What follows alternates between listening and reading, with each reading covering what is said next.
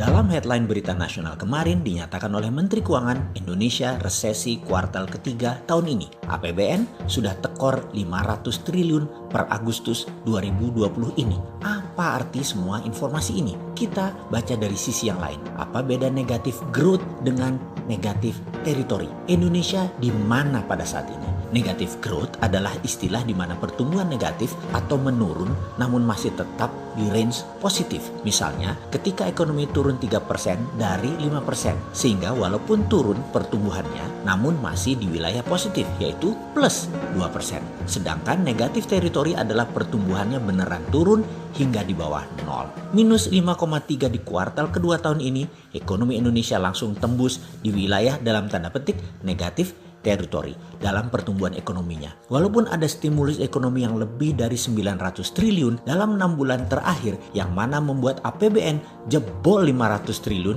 di Agustus namun tidak membawa ke arah positif teritori. Jadi apa arti sekali lagi informasi di awal tadi? Artinya stimulus itu tidak membuat ekonomi membaik. Bahasa lainnya gagal atau zonk. Bayangkan Agustus sudah jebol 500 triliun, lalu September resesi karena 2 kuartal negatif teritori. Bisa dibayangkan kuartal keempat akhir tahun pasti negatif lagi, pasti masih di wilayah negatif teritori. Disinilah kita kemarin mengatakan apa yang terjadi kalau 4 kuartal Indonesia ekonominya berada di negatif teritori. Fokus stimulus jangan-jangan salah sasaran karena memang tidak memikirkan efek dari M1, M2, M3 dari mata rantai produksi. BLT hanya asal beri bantuan saja, tidak menghitung cost accounting-nya. Apa itu cost accounting? Baiklah, kita bahas perlahan. Jadi bernegara memang tidak sesederhana pedagang pasar. Namun dasar bernegara kita semua harus tahu. Setiap tindakan yang diambil oleh seorang pemimpin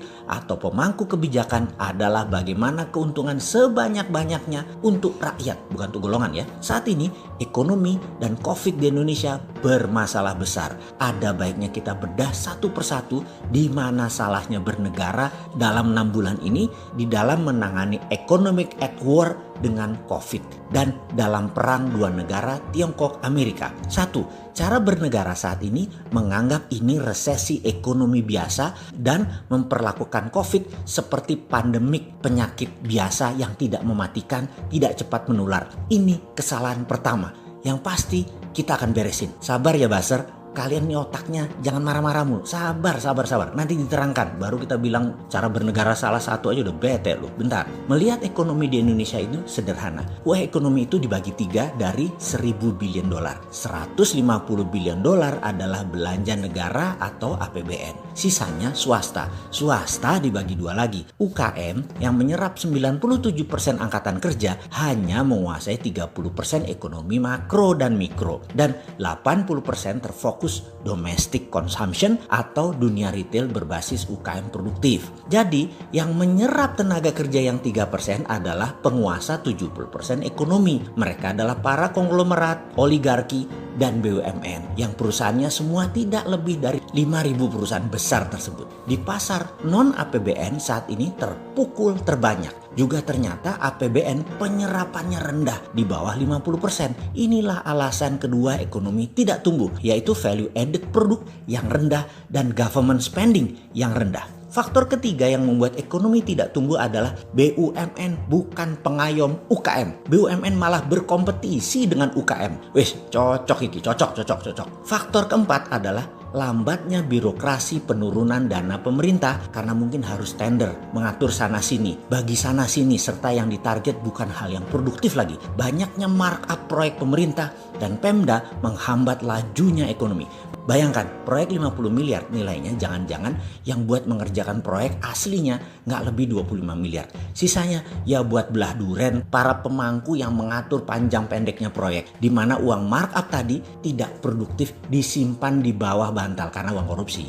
Kemudian faktor kelima, dana bantuan bukan untuk hal yang produktif. Selain untuk bayar hutang BUMN juga diberikan bukan ke UKM produktif, tetapi hanya untuk create demand, menciptakan kebutuhan sementara yang produksinya nggak ada yang modali. Ini semua terjadi karena tidak ada cost accounting. Cost accounting adalah menghitung berapa biaya sebuah proses produksi beserta mata rantai produksinya. Semakin panjang lapisan produksinya, semakin baik ekonomi bernegaranya. Inilah biaya akunting yang harus dihitung sebelum dana diturunkan. Sekali lagi, kalau begini ngerti nggak sih bernegaranya? Paham nggak sih cost accounting itu? Kita jelaskan. Dana BLT tadi jangan asal kucurkan, namun dihitung efek mata rantai uang beredar dari tangan ke tangannya. Misalnya, kita putuskan dana stimulus ekonomi ini harus berbasis produksi minimum 12 lapis tanpa unsur impor. Ini harus dibuat rencana yang namanya cost accountingnya dihitung rinci sekali. Kain misalnya yang akan kita buat, maka 6 lapis ke bawah harus bisa terurai rinci. Benangnya dari mana? Bahan benangnya dari mana? Kapas atau polyesternya dari mana? Mesinnya dari mana? Dan harus lokal konten semua. Dan mesinnya bikin di mana? Bahan baku harus lokal buat kain. Mesin boleh tiru atau mengopi mesin negara lain. Tiru, modifikasi atau tiru plek. Sikat aja, no rule. 6 lapis ke atas yaitu bajunya, kancingnya, resletingnya, kerahnya, distribusinya. Terus dipecah sampai 12 lapis. Baru dana bantuan tadi memberikan efek positif ke pasar karena bergunanya berlapis-lapis. Masa hal beginian gak ada yang ngitung sih cost accountingnya? Dulu jadi pejabat makan sekolah bernegara di mana sih kalian? Jadi kalau ekonomi minus 4 kuartal, jangan salahin COVID ya. Salahin cermin. Karena di rumah sama di kantor gak ada cermin. Jadi gak pernah ngaca.